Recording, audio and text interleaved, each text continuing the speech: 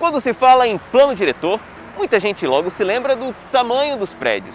É bem verdade que as regras que definem a altura das edificações estão na lei, mas existem critérios específicos para isso que muita gente não conhece. O que direciona a taxa de ocupação ou a taxa de altura de qualquer coisa do plano diretor são 3 itens básicos em estrutura. É saber se você tem esgotamento sanitário, é saber se você tem a drenagem pluvial implantada e saber se você tem vias que suportem isso.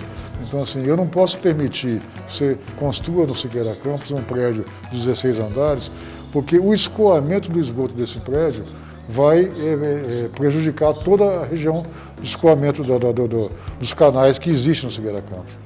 Então, você vai ter uma poluição, uma contaminação do lençol freático devido a um prédio porque você não tem esgoto. Então, eu só vou poder pensar, e eu falei isso que era Campos, mas você tem exemplo Bugio, você tem exemplo como Santos Dumont, são vários bairros da cidade que teriam condições topográficas, porque são planos, né? E que hoje não pode. Mas o Plano Diretor de Desenvolvimento Urbano vai muito além disso quando se trata de obras e infraestrutura. Existe uma questão, por exemplo, que há 20 anos, quando o plano em vigência foi criado, não era tão discutida, mas hoje é fundamental. Estamos falando da acessibilidade. A discussão da acessibilidade é talvez hoje um dos pontos mais importantes dessa questão do plano diretor. Isso antigamente era uma coisa que praticamente você não tinha muita norma. E o plano diretor anterior trata disso de maneira muito vaga. Na realidade foi sendo complementado através de leis federais. Porque a acessibilidade não é só você fazer rampa para cadeirante e trilha para deficiente visual. É você, por exemplo, entender que as calçadas não são propriedades do dono do terreno.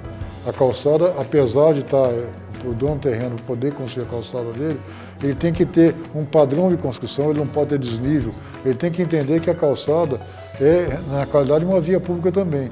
Isso é um negócio que vai ser você tem muita coisa para corrigir na cidade. E aí, você consegue se lembrar de outra necessidade que surgiu com o passar dos anos, mas que interfere diretamente no dia a dia da cidade? Eu vou te dar um exemplo que talvez você nunca tenha se dado conta. Nem todo mundo às vezes reflete sobre esse tema.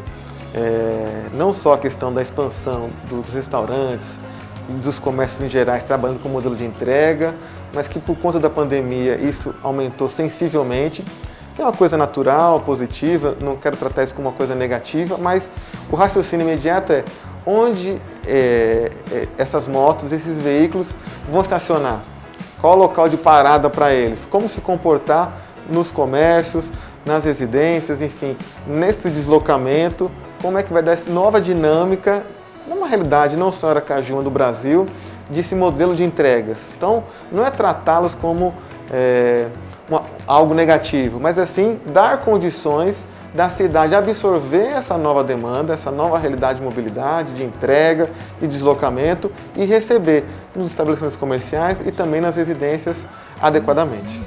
E já que o assunto é mobilidade, não dá para deixar de lado o debate sobre o uso da bicicleta, não é verdade?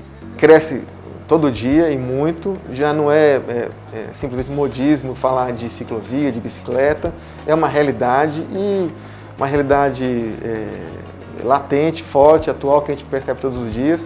É uma outra oportunidade também, no bojo do plano diretor, da população se manifestar e sugerir, propor regiões onde ela entende a necessidade, a carência de uma ciclovia, de uma ciclofaixa, trazer isso, essa discussão para o plano diretor, essa relevância no plano diretor, seja a existência de uma nova ciclovia ou uma ciclofaixa, ou até mesmo uma interligação entre duas ciclovias existentes.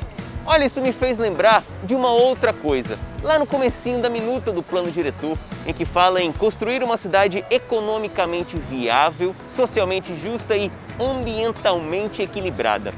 Mas o que seria isso exatamente? O poder público municipal trabalha fortemente para criar um ambiente propício à atividade econômica.